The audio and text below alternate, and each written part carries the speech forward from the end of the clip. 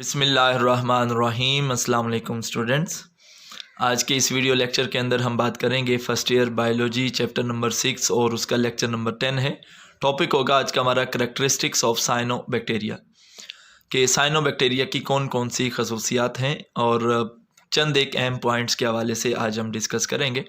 पहला पॉइंट है cyanobacteria is the largest and the most diverse group of photosynthetic bacteria, कि जो photosynthetic bacteria हैं जिनके अंदर फोटोसिंथेसिस के ज़रिए अपनी फूड खुद से प्रिपेयर करने की सलाहियत मौजूद है, ये उन बैक्टीरिया का सबसे लार्जेस्ट और सबसे डाइवर्स ग्रुप यही है जिसको हम साइनोबैक्टीरिया का नाम देते हैं।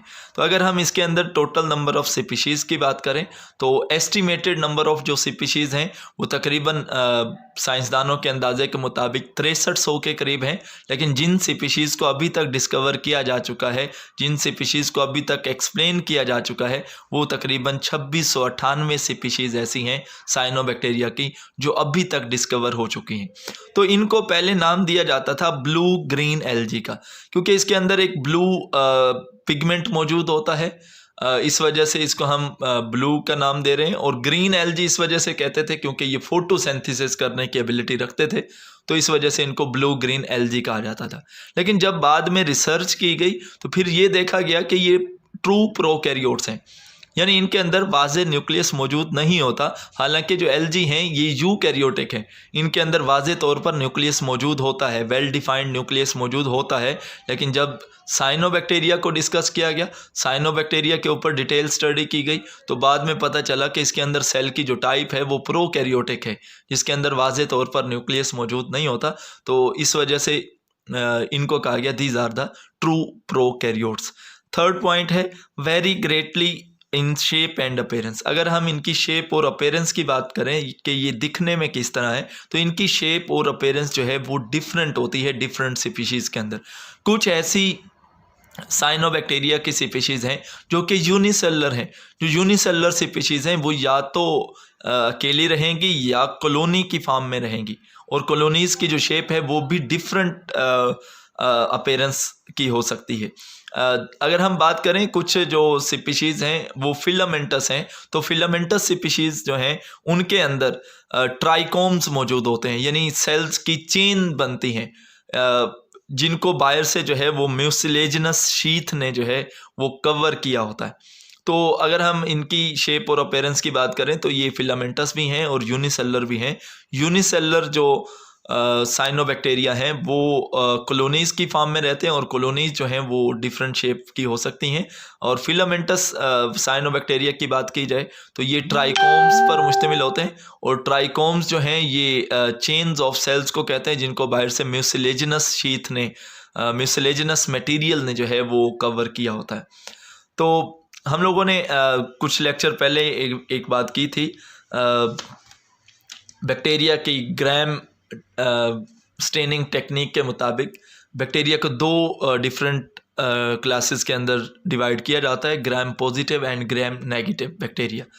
तो ये जो साइनोबैक्टीरिया हैं ये ग्राम नेगेटिव टाइप की सेल वाल रखते हैं। ग्राम नेगेटिव टाइप की सेल वाल रखने का मतलब ये है कि इसमें जो सेकेंडरी डाई हम लोग ग्राम स्टेनिंग टेक्निक में हम इस्तेमाल करते हैं, तो ये सेकेंडरी डाई से ये स्टेन होते हैं, तो इस वजह से इनको कहते हैं gram negative type cell wall. अगर आप लोगों ने ये ग्राम नेगेटिव जो बैक्टीरिया हैं उनके हवाले से देखना हो तो चंद दिन पहले की जो वीडियो है वो आप देख सकते हैं। वहाँ पे मैंने इस ग्राम स्टेनिंग टेक्निक को काफ़ी डिटेल से एक्सप्लेन किया। तो साइनोबैक्टीरिया ऐसे बैक्टीरिया हैं जिनके अंदर फ्लैजेला नहीं होते हैं, लेकिन इनके अंदर जो हैं वो ज़्यादातर गैस वेजिकल्स ये इस्तेमाल करते हैं, कि ये गैस की बनी हुई छोटी छोटी अपने अंदर थैलियाँ बनाते हैं, जिसकी वजह से ये वाटर के अंदर एक जगह से दूसरी जगह आसानी से मूव करते हैं। जो फिलामेंटस स्पीशीज़ हैं ये ग्लाइडिंग मूवमेंट करते हैं। ग्लाइडिंग मूवमेंट मीन्स कि एक सरफेस फर्ज किया ये है, उसके ऊपर जैसे एक छोटा कीड़ा जो है वो इंसेक्ट जो है वो इस तरीके से मूव करता है जैसे वेव्स मूव करती हैं, इसको हम ग्लाइडिंग मूवमेंट का नाम देते हैं।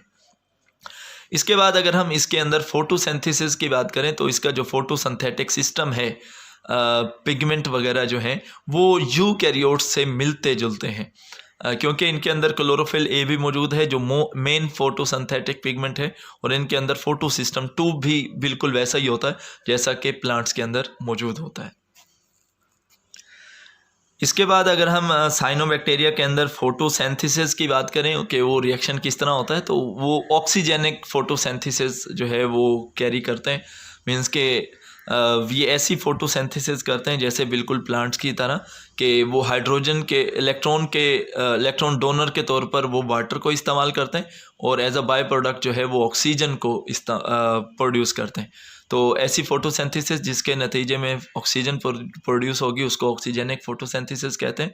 और कुछ ऐसे बैक्टीरिया भी होते हैं जिनके अंदर सल्फ़र प्रेजेंट होती है। सल्फ़र जो है वो एज ए बाय प्रोडक्ट के तौर पर जो है वो बनती है, तो उसको हम ऑक्सीजेनिक फोटोसिंथेसिस नहीं कहते हैं। तो अगर हम इनके अंदर एसेसरी पिगमेंट्स की बात करें तो मेन पिगमेंट तो हमने पढ़ा कि क्लोरोफिल ए होता है फोटोसिंथेसिस का, और कुछ और पिगमेंट जो क्लोरोफिल ए को लाइट की एब्जॉर्प्शन में हेल्प कर रहे होते हैं उनको हम एसेसरी पिगमेंट्स कहते हैं। वो इनके अंदर फाइकोबिलिन्स हैं। तो फोटोसिंथेटिक पिगमेंट और जो इलेक्ट्रॉन ट्रांसपोर्ट चेन के जो कंपोनेंट्स होते हैं वो थैलाकॉइड की मेम्ब्रेन्स के ऊपर मौजूद होते हैं, जो कि फाइकोबिलिसोम्स के पार्टिकल्स के साथ लिंक्ड होते हैं। फाइकोबिलिसोम्स ऐसे छोटे छोटे पार्टिकल्स को कहते हैं जो कि थैलाकॉइड मेम्ब्रेन्स के अंदर मौजूद होते हैं, थैलाकॉइड मेम्ब्रेन्स के ऊपर, जो कि इलेक्ट्रॉन ट्रांसपोर्ट चेन और फोटोसिंथेटिक जो पिगमेंट्स के जो कंपोनेंट्स हैं इनके साथ लिंक्ड होते हैं। इसके बाद अगर हम बात करें तो अभी हमने पढ़ा था कि इनको ब्लू ग्रीन एल्गी कहते हैं। तो ब्लू का जो लफ्ज़ है वो इनके अंदर इस वजह से इनको ब्लू कहा जाता था कि फाइकोसाइनिन पिगमेंट मौजूद है। फाइकोसाइनिन ब्लू कलर का पिगमेंट है, और जो कि इन फाइकोबिलिन जो पिगमेंट्स हैं यानी एसेसरी पिगमेंट्स में सबसे प्रीडोमिनेंट, सबसे ज़्यादा इफ़ेक्टिव जो कंपोनेंट है फाइकोबिलिन्स के अंदर वो फाइकोसाइनिन होता है जो उसको ब्लू कलर देता है। तो इसके अलावा अगर हम बात करें कि कार्बन डाइऑक्साइड जो है वो प्लांट्स के अंदर तो जो है वो स्टोमेटा के ज़रिए इंटर होती है, और केल्विन साइड डार्क रिएक्शन के अंदर जो है वो उसको कार्बन की फिक्सेशन की जाती है। तो इसके अंदर भी केल्विन साइकिल के थ्रू जो है वो कार्बन डाइऑक्साइड की असिमिलेशन होती है। इसके बाद नेक्स्ट करेक्टरिस्टिक की बात करें तो अगर हम बात करें कि इनके अंदर जो रिज़र्व फूड मटेरियल है, मीन्स के ये फोटोसिंथेसिस करती हैं, तमाम की तमाम जो फूड ये प्रिपेयर करती हैं वो एक ही वक्त में इस्तेमाल नहीं करती हैं, कुछ फूड को एज अ रिज़र्व मटेरियल के तौर पर भी ये रखती हैं। रिज़र्व फूड मटेरियल जो है वो इनके अंदर ग्लाइकोजन की फॉर्म में स्टोर होता है। और अगर हम इनके अंदर रिप्रोडक्शन की बात करें तो जो है वो एसेक्सुअल रिप्रोडक्शन इनके अंदर कॉमन होती है। बाइनरी फिशन और फ्रेगमेंटेशन जो है इसके थ्रू हो सकती है। बाइनरी फिशन कहते हैं कि इसी साइनोबैक्टीरिया का जो एक सेल है पेरेंट सेल वो 2 डॉटर सेल्स के अंदर डिवाइड हो जाएगा, इसको हम बाइनरी फिशन कहते हैं। और फ्रेगमेंटेशन में क्या होता है कि एक साइनोबैक्टीरिया का जो सेल है उसके मुख्तलिफ फ्रेगमेंट्स बनते हैं और हर फ्रेगमेंट से एक नया जो इंडिविजुअल है वो डेवलप होता है। तो कुछ साइनोबैक्टीरिया ऐसे भी हैं जिनके अंदर हार्मोगोनिया बनते हैं। हार्मोगोनिया ऐसे मोटाइल फिलामेंट्स को कहते हैं जो कि वेजिटेटिव रिप्रोडक्शन के दौरान बनते हैं। एकाइनेट्स भी बनते हैं। एकाइनेट्स थिक वाल्ड जो थिक सेल वाल रखने वाले ऐसे सेल्स होते हैं जो कि नॉन मोटाइल होते हैं। और कुछ जो हैं वो हेट्रोसिस्ट भी रखते हैं। हेट्रोसिस्ट ऐसे सेल्स को कहते हैं जो कि नाइट्रोजन फिक्सिंग सेल्स होते हैं, कि नाइट्रोजन फिक्सिंग एबिलिटी इनके अंदर मौजूद होती है। तो ये था इसकी रिप्रोडक्शन के हवाले से, और इस तरीके से ये जो टॉपिक है वो एंड होता है। Characteristics of cyanobacteria smart syllabus के मुताबिक ये चैप्टर जो है वो यहाँ पे एंड हुआ। उम्मीद है आप लोगों को इस टॉपिक की समझ आई होगी। अगर आप लोगों में से किसी भी स्टूडेंट का कोई भी क्वेश्चन है तो आप कमेंट सेक्शन के अंदर पूछ सकते हैं। मैं आप लोगों के तमाम सवालात के जवाबात देने की कोशिश करूँगा। आज के लिए इतना ही।